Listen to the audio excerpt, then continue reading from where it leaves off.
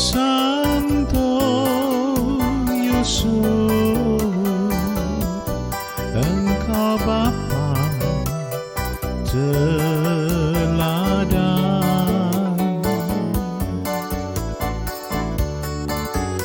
Para Romo dan saudara sekalian, selamat datang semuanya. Pak Bayu, Pak Dirjen, selamat datang. Monggo. Mas Ismul dimulai bisa. Bayu Samudro, nah Robi. Selamat malam. Mas Paul. Baik, selamat malam. Suster, Pak Ibu, Mas, Mbak, selamat malam. Bersyukur sekali pada malam hari ini kita bertemu dan akan bersama-sama untuk mengulas buku berjudul Santo Yosef dan Kita. Ya, saya membawa bukunya yang saya terima hari ini. Kami akan menyampaikan dulu beberapa susunan acara terkait bedah buku malam hari ini. Nanti ada doa pembuka yang akan dipimpin oleh Mas Andre Sumaryatmo. Kemudian kata pembuka dari Mas Thomas. Mohon maaf saya menyebutnya Mas saja karena lebih biasa seperti itu dalam suasana paseduluran begitu ya. Skop lah, celukannya. Ya, Mas Thomas selaku Ketua Paguyuban Brayat Minulya Nusantara. Paseduluran, ya, mohon maaf ya. Kemudian berikutnya nanti sambutan dari Bapak Yohanes Bayu Samudro selaku Dirjen Primas Katolik Kementerian Agama Republik Indonesia. Ya, nanti ada ringkasan buku yang akan disampaikan oleh editor buku ini adalah Mas Paulus Subianto. Kemudian kita akan menyanyikan lagu Mars Bebang. Bahasan yang pertama nanti akan disampaikan oleh Ibu Cecilia. Kemudian bahasan yang kedua akan disampaikan oleh Romo Prastianto MSF, dan kemudian ada pesan sponsor dari kami PBMN. Berikutnya nanti masuk ke bahasan yang ketiga dari Bapak Petrus Danan Widarsana, dan bahasan yang keempat dari Romo Jenderal Romo Agustinus Purnomo MSF. Kemudian nanti akan ada lagu Santo Yosef yang menjaga. Sekali lagi nanti mohon bantuan Mas Anton Heru. Kemudian ada tanya jawab dan tanggapan umum. Mohon nanti bantuan dari Mas Wid untuk juga mengelola ini. Kemudian ada pengumuman dari Mas Thomas selaku Ketua PBMN dan doa penutup. Mohon bantuan nanti Mas Adi Hendro, juga sekaligus nanti mohon berkat dari Romo. Saya kira ini rangkaian acara yang akan kita lalui bersama, maka supaya juga tidak berlama-lama, saking semangatnya untuk membedah buku Santo Yosef dan Kita ini, mohon bantuan Mas Andre Sumaryatmo untuk membuka dengan doa. Monggo, kami persilahkan Mas Andre. Terima kasih Mas Ismul. Marilah para Romo, Suster, Bapak, Ibu, dan saudara-saudari sekalian, sebelum kita berdoa kepada Allah Bapa, marilah kita bersama-sama bagi yang hafal mendaraskan doa Salam Yosef. Dalam nama Bapa dan Putra dan Roh Kudus, amin. Salam Yosef, pria yang tulus, mempelai murni Maria, ayah Mesias keturunan Daud, terpujilah Engkau di antara pria, dan terpujilah Yesus, Putra Allah kepadamu. Santo Yosef, pelindung gereja semesta, lindungilah Amin. dalam damai Rahmat. dan dampingilah kami pada waktu kami. Allah yang Maha Baik dan Maha Kasih, melalui Santo Yosef, seorang Bapak yang suci dan rendah hati, Engkau telah mempercayakan pendidikan dan pembentukan pribadi Sang Mesias dari masa kanak-kanak sampai menginjak dewasa di dalam asuhan keluarga kudus Nazaret. Malam ini kami, Paseduluran Brayat Minulya Nusantara, ingin berbagi pengalaman dan refleksi tentang Santo Yosef yang kami ungkapkan dalam sebuah buku, Santo Yosef dan Kita. Kami mohon berkat dan bimbingan-Mu, ya Allah, melalui Roh Kudus, agar acara bedah buku Santo Yosef dan Kita malam ini dapat berjalan dengan baik, lancar, dan memberikan semangat, manfaat, dan inspirasi untuk umat-Mu dan untuk siapa saja yang berkehendak baik, agar semakin menghormati dan meneladani hidup, kesetiaan, kerendahan hati, dan iman Santo Yosef. Semuanya ini kami mohon demi Kristus yang bersatu dengan Engkau dalam persekutuan Roh Kudus, Allah sepanjang segala masa. Amin. Dalam nama Bapa, Putra, dan Roh Kudus. Amin. Amin. Baik, terima kasih Mas Andre. Berikutnya kita akan ke acara berikutnya. Monggo silakan kepada Mas Thomas selaku Ketua PBMN untuk menyampaikan kata pembuka. Silakan Mas Thomas Suharjono. Oke.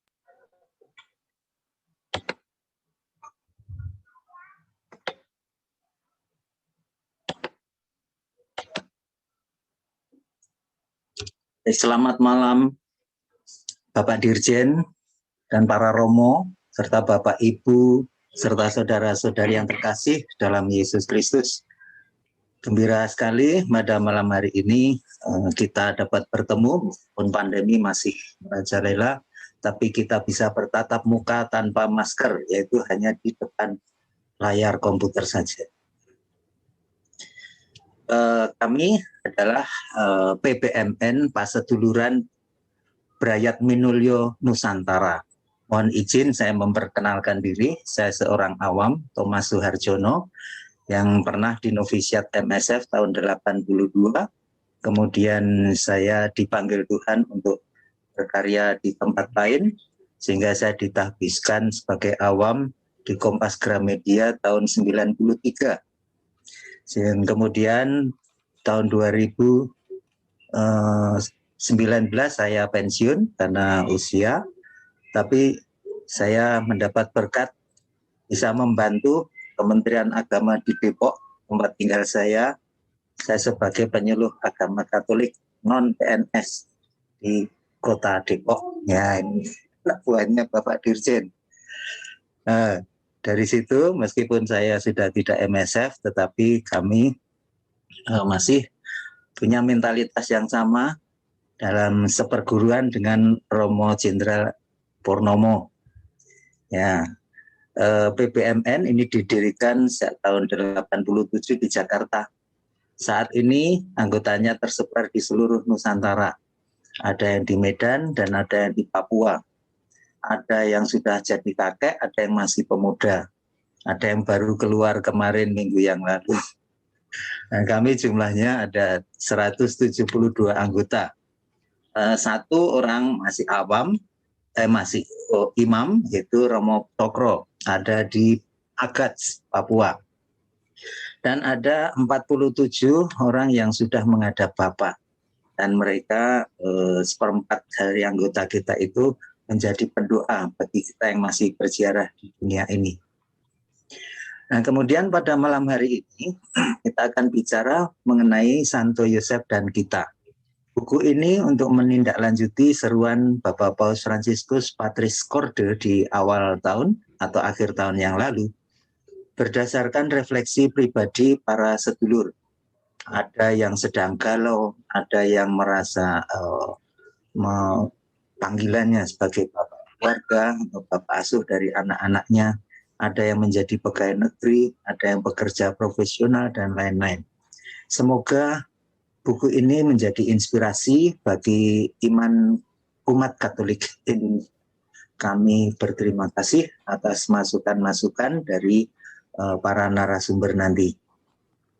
Dan kami mohon maaf bahwa masih banyak kekurangan karena ini baru penerbitan pertama kali kami membuat buku. Mudah-mudahan nanti buku-buku yang akan kami terbitkan berikutnya bisa lebih baik lagi.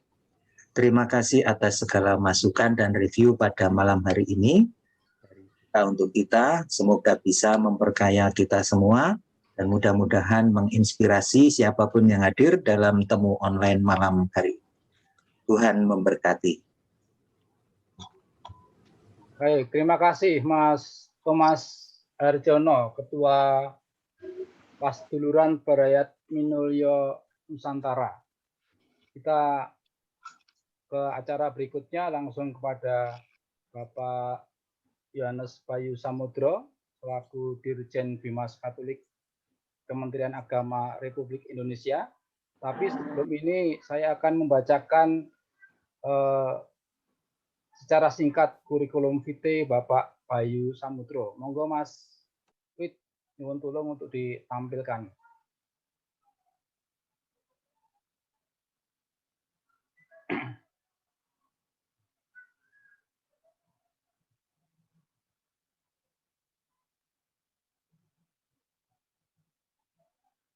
Ya,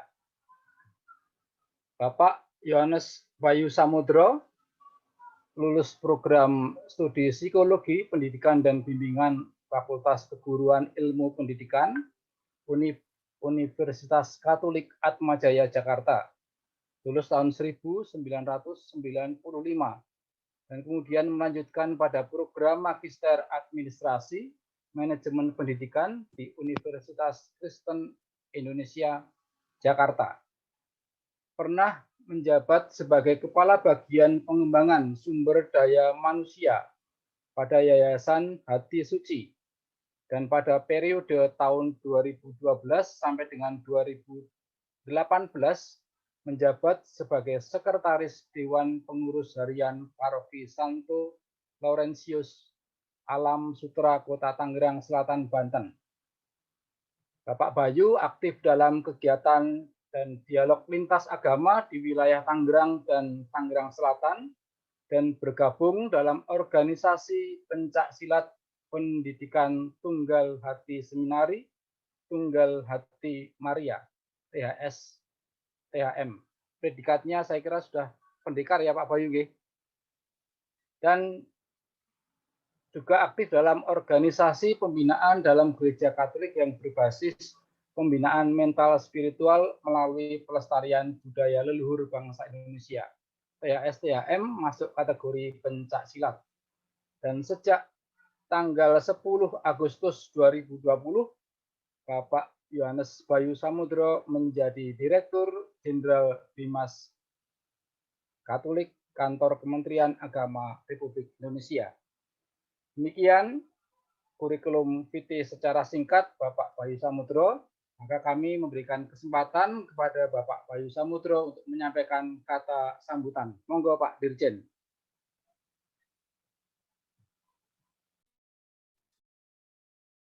Ya, terima kasih Mas Ismul Cokro. Saya manggilnya Mas ini, kalau di kantor mestinya manggilnya Pak, tapi lebih nyantai di sini dengan disebut Mas Tombak ya, kelihatannya karena dibungkus dengan apa ini, Paseduluran Brayat Minulyo Nusantara. Ini kalau sudah lihat judulnya ini, saya mungkin tidak rooming dengan istilah-istilahnya karena dari apa namanya bahasa yang tidak asing bagi kami, begitu. Yang saya hormati Romo Purnomo, para Romo, Suster, Bapak Ibu, Mas-mas sekalian dari Paseduran Brayat Minulio Nusantara yang kami hormati, kami banggakan, yang pada malam hari ini kita semua berkumpul di sini atas berkat rahmat Allah yang Maha Kuasa, dan tentunya yang telah menciptakan ke dunia seorang ayah yang sejati, yaitu Santo Yosef, yang sama-sama kita coba kupas bukunya pada malam hari ini.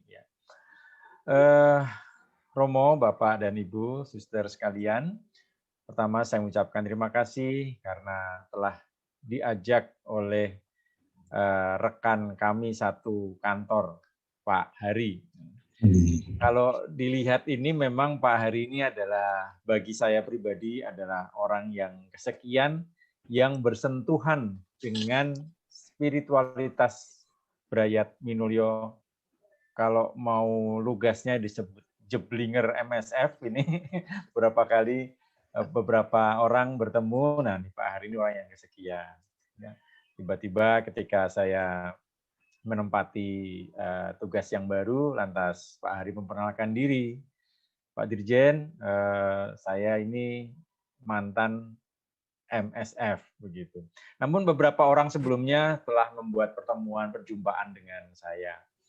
Orang pertama dari yang berdekatan dengan MSF itu adalah Romo saya sendiri, artinya guru spiritual kalau di komunitas kami, ya. Itu kakak iparnya Mas Adi Hendro, Romo Martinus Sukomartoyo Hadiwijoyo.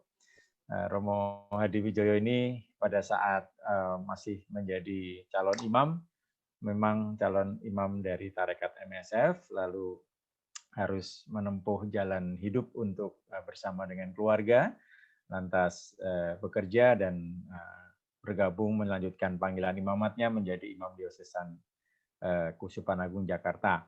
Dan di saat itulah kami diperkenalkan dengan komunitas organisasi pencaksilat pendidikan THS-THM pada sekitar tahun 1985. Ya, dan ini sudah cukup lama sekali, dan itulah spiritualitas yang beliau sampaikan kepada kami, murid-muridnya ini, kami pahami sebagai spiritualitas berkeluarga. Artinya kalau bertemu dengan sesama anggota komunitas, kami menyikapinya sebagai sesama saudara. Ada yang kakak, ada yang adik, ada yang ayah, ada yang ibu. Kami diminta untuk menghormati sepenuhnya orang tua. Maka dalam janji prasetya komunitas kami disebutkan yang poin yang keempat, yaitu bersedia, taat, dan patuh kepada orang tua. Nah, ini membuktikan bahwa sebenarnya spiritualitas keluarga Santo Yosef ini memang ditanamkan sungguh-sungguh ke dalam kelompok ini, dan kami mentaatinya sampai hari ini. Bagi mereka yang tidak menghormati orang tuanya, yang melawan dengan orang tuanya, biasanya kami skors, kami hukum, ya. Jangan datang, kamu masih tidak hormat dengan orang tuamu, maka kamu harus, ya, itu dalam spiritualitas kami capai. Nah, orang yang kedua itu adalah kami kenal dengan Romo Rus. Kalau bahasa di Facebooknya Anton Krozak, kalau resminya Antonius Cokro, ya, yang saat ini bertugas di Asmat. Itu juga beliau sangat aktif mendampingi spiritualitas kami untuk bersama-sama dalam komunitas ini. Lalu berikutnya ada juga yang sekarang masih aktif, yaitu Romo Erwin Santoso MSF. Romo Erwin ini kebetulan teman kuliah istri saya. Jadi kalau ada hal-hal yang terkait dengan keimamatan, biasanya kami juga berkonsultasi dengan beliau. Sehubungan dengan pelayanan kami di paroki waktu itu sebagai anggota dari Komisi Kerasulan Keluarga. Dan juga anggota dari komunitas kategorial Couple Pro Christ, CFC, dan juga Marriage Encounter. Nah, maka spiritualitas keluarga ini lantas oleh paroki kami waktu itu sangat digiatkan, dan untuk itulah kami banyak sekali berinteraksi dengan Romo Erwin Santoso ini. Maka inilah beberapa tokoh dalam hidup kami yang pribadinya sangat berdekatan dengan Santo Yosef yang menjadi kepala keluarga Brayat Minulyo. Nah, para Romo, Suster, Bapak, dan Ibu sekalian, mungkin dalam kesempatan kali ini kami mau menyampaikan beberapa gagasan-gagasan singkat tentang terbitnya buku Santo Yosef dan Kita, Bunga Rampai Pengalaman Iman. Kita semua yang tergabung dalam Gereja Katolik seluruh dunia menghormati Santo Yosef dan mengangkatnya untuk menjadikan sebuah perayaan pesta. Santo Yosef adalah suami Santa Maria dan Bapa pengasuh Yesus. Gereja mengenal Santo Yosef sebagai orang yang saleh, jujur, bijaksana, rendah hati, penuh rasa tanggung jawab dalam menjalankan tugas mulia dari Allah sebagai kepala keluarga kudus di Nazaret. Nah, pada abad ke-19, Santo Yosef diangkat oleh Paus Pius ke-9 sebagai pelindung gereja universal. Selanjutnya, Paus Yohanes 23 memasukkan namanya dalam kanon Romawi, masuk ke dalam doa syukur agung yang pertama yang kita kenal saat ini. Pada pesta Santo Yosef, biasanya kita diajak untuk bertanya, apa kiranya yang perlu kita pelajari dari pribadi Santo Yosef ini? Ya, pertama-tama memang mari kita coba melihat fenomena yang sedang berlangsung di dunia nyata kita ini. Nah, di Badan Kependudukan dan Keluarga Berencana Nasional BKKBN, seperti yang beberapa waktu sebelumnya kami dari Kementerian Agama duduk bersama untuk membicarakan hal ini, yaitu memperkirakan bahwa angka aborsi pada anak usia remaja di perkotaan itu terus meningkat. Hal ini disebabkan oleh kurangnya pengetahuan remaja mengenai pendidikan seksual. Pada laporan tahun 2013, menunjukkan hasil penelitian bahwa di 10 kota besar dan 6 kabupaten di Indonesia terjadi 43% aborsi per 100 kelahiran hidup. Nah, ini memang sangat memprihatinkan sekali. Aborsi tersebut dilakukan oleh perempuan di perkotaan yang jumlahnya mencapai 78% dan perempuan di desa ya sekitar 40%. Perempuan yang melakukan aborsi di daerah perkotaan besar di Indonesia itu umumnya berusia masih sangat belia, yaitu usia 15 hingga sekitar 19-20 tahun. Umumnya pembatalan tersebut dilakukan akibat kecelakaan dalam tanda petik ya, atau kehamilan yang tidak diinginkan. Angka aborsi tersebut disebabkan oleh peningkatan angka pernikahan usia dini di Jakarta, Bogor, Depok, Tangerang, Bekasi. Ini kota-kota daerah kota metropolitan dan penyangga-penyangganya. Selain itu, kegiatan-kegiatan seks serta pemahaman mengenai seks bebas serta memicu tindakan itu di Indonesia ini. Nah, fakta di atas menjadi tantangan bagi orang tua, masyarakat, lembaga pendidikan, lembaga non-formal lainnya, dan juga Gereja Katolik untuk membaharui diri dalam ranahnya masing-masing. Dan kutipan Injil yang mengingatkan kita tentunya bisa kita angkat. Kiranya membantu kita untuk memperbaharui pikiran, perasaan, dan hati kita, sehingga mampu mengikuti teladan Santo Yosef sebagai teladan umat beriman. Nah, Ini hanya sekedar contoh sepintas saja yang tentu saja tidak terkait langsung dengan buku yang akan dibedah. Karena buku Santo Yosef dan kita ini ada lintasan bentuk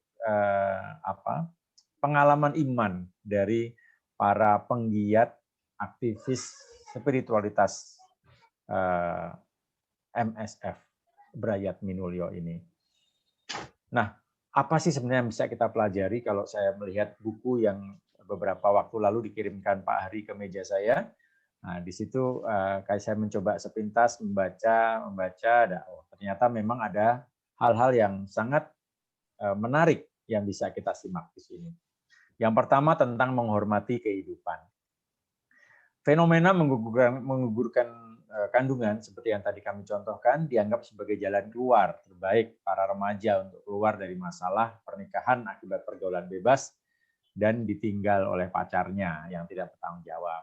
Tindakan nekat para remaja putri ini untuk menggugurkan kandungan juga karena dipaksa oleh remaja pria yang tidak mau bertanggung jawab. Begitulah mental beberapa remaja laki-laki masa kini. Ya masa lalu juga sebenarnya ya, tapi paling tidak kita soroti dalam 10 tahun terakhir ini. Yang sering cari anaknya dan tidak bertanggung jawab atas apa yang telah menyambutnya. Nah, kita belajar di Santo Yosef yang berencana untuk meninggalkan Maria. Ya, dalam kisah kitab suci kita kenal betul bagaimana Santo Yosef punya niat untuk meninggalkan Maria. Tetapi karena dia adalah seorang yang tulus dan bertanggung jawab, maka dia mendengarkan bisikan Tuhan baik dalam mimpi maupun dalam suara hati. Yang kedua, nilai yang kami lihat dari Santo Yosef yang mungkin bisa menambah, memperkaya sharing pengalaman kita di buku tersebut, itu adalah tentang tidak mencemarkan nama baik pasangan. Dunia sekarang ini adalah dunia hoax. Di mana-mana ada hoax. Kalau dulu kendalikanlah mulutmu, kalau sekarang kendalikanlah jarimu. Karena mulut sekarang mudah dikendalikan, tetapi jari yang lebih sulit dikendalikan. Nah, hoax ada di mana-mana. Dengan teknologi komunikasi yang semakin canggih, orang mudah mengunggah berita-berita bohong, berita-berita yang tidak benar, termasuk mencemarkan nama orang dekat, suami, istri, anak, dan teman dekat. Ada salah satu tokoh agama yang sekarang lagi favorit dibicarakan orang, ya, yang sepintas menempatkan istrinya sebagai mesin yang sudah turun mesin sebanyak 7 kali. Ya, ini kan bentuk bagaimana spiritualitasnya sangat bertentangan dengan apa yang kita pahami dari teladan Santo Yosef ini. Orang dengan mudah membicarakan kekurangan, kelemahan, dan dosa orang lain. Di mana-mana orang-orang yang membicarakan bahan yang tidak bisa dipertanggungjawabkan itu diangkat dalam topik diskusi yang semakin melebar kemana-mana. Nah, orang yang melakukannya berarti melecehkan atau menempatkan orang lain alias melanggar atau menginjak-injak hak asasi manusia. Para pasangan suami istri dengan mudah menceritakan kekurangan pasangannya masing-masing di depan orang lain. Dampaknya adalah kerenggangan hubungan suami istri yang dibumbui dengan perselingkuhan. Mari, sebaliknya, kita pun menceritakan apa yang baik, indah, luhur, dan mulia yang ada dalam diri sesama kita. Dengan kata lain, mari kita berpikiran positif. Nah, inilah hal yang bisa diangkat dari pribadi Santo Yosef ini. Dia atas bisikan Tuhan mau mengikutinya dan akhirnya berpikiran positif. Kalau dilihat peristiwanya ya tidak mungkinlah berpikiran positif saat itu orang tiba-tiba dikabarkan bahwa tunangannya mengandung. Tentu saja iman diuji di sini. Nah, kita percaya bahwa Tuhan telah menanam dalam diri kita masing-masing apa yang baik, indah, luhur, dan mulia daripada yang buruk, jelek, jorok, dan kotor. Apa yang baik, luhur, indah, dan mulia dalam diri kita antara lain misalnya keutamaan-keutamaan sebagai buah roh, yaitu kasih, pujian, damai sejahtera, kesabaran, kemurahan hati, kebaikan, kesetiaan, kelemah lembutan, dan penguasaan diri. Nah, kita semua berharap bahwa pikiran positif ini mungkin sedini mungkin ditanamkan atau dididikkan pada anak-anak di dalam keluarga. Dan tentu saja antara lain dengan teladan konkret dari orang tua atau ayah dan ibunya. Apa yang telah dibiasakan dalam keluarga tersebut kemudian diperdalam dan diteguhkan di sekolah-sekolah dan masyarakat. Maka keluarga, sekolah, lembaga pendidikan ini adalah dua lembaga yang tidak bisa dipisahkan untuk masuk dalam wahana untuk meneladan Santo Yosef ini. Ya, meneladan Santo Yosef berarti juga meneladan keluarga yang dipimpinnya, keluarga Kudus Nazaret. Nah, di level yang lebih tinggi, para pemimpin atau pejabat berharap ketika mengunjungi atau mendatangi pemimpin atau bawahannya, ya, tidak mencari-cari kelemahan dan kekurangan mereka agar terlihat lebih baik dan wibawa, tetapi lebih unggul dari apa yang baik, indah, dan mulia. Biarkanlah pada waktunya mereka dengan rendah hati dan jujur menceritakan sendiri kelemahan dan kekurangannya. Maka diharapkan para pemimpin atau pejabat yang meneladan Santo Yosef menjadi pemimpin keluarga Kudus Nazaret, maka akan menjadi pemimpin bagi organisasi yang dipimpinnya dengan cara yang manusiawi. Bagaimana Tuhan sendiri mengutus Santo Yosef untuk menjadi kepala rumah tangga keluarga Kudus Nazaret ini. Romo, suster, Bapak, dan Ibu, mas sekalian, poin yang ketiga yang ingin saya tawarkan kepada para Romo, suster, Bapak, dan Ibu. Bagaimana kita mendengarkan dan menjalankan perintah Tuhan. Dalam kisah kitab suci disebutkan, sesudah bangun dari tidurnya, Yusuf melakukan seperti yang diperintahkan malaikat Tuhan itu kepadanya. Ia mengambil Maria sebagai istrinya. Santo Yosef tidak berbicara banyak, bahkan tidak melaporkan diri tidak melarikan diri dari kenyataan, dan tidak malu mengambil Maria sebagai istrinya. Di balik itu, ia berpikir dalam terang Roh Kudus, mengikuti perintah Tuhan, mengambil Maria sebagai istrinya, merawat dan menyiapkan Yesus untuk tugas yang lebih besar. Nah, Santo Yosef bertindak demikian karena apa? Karena dia memiliki kualitas kepribadian dan kualitas rohani yang luar biasa. Kesalehannya membuat dia mampu membaca dan mendengarkan pesan Tuhan. Kejujuran dan kerendahan hati membuat dia menerima kenyataan dan menjalankan perintah Tuhan dengan penuh iman. Membuatnya mampu mengendalikan situasi dari anugerah Tuhan yang perlu dibuat. Nah, nasihat Paus Fransiskus banyak sekali yang terkait dengan ini. Maka tadi di awal sudah disebutkan bahwa tahun ini dimuliakan sebagai tahun Santo Yosef. Dan ini juga tentunya bagi semua pasangan suami istri seluruh dunia juga meneladan arahan-arahan gereja dalam hal ini. Nah, kita diajak untuk belajar sungguh-sungguh menyaksikan kerendahan hati dan iman yang kuat dari Santo Yosef untuk dapat memahami setiap peristiwa yang terjadi dalam hidup kita setiap hari. Nah, para Romo, suster, mas sekalian, apa yang bisa kita teladani dari Yosef, Santo Yosef ini dalam konteks berbangsa dan bernegara?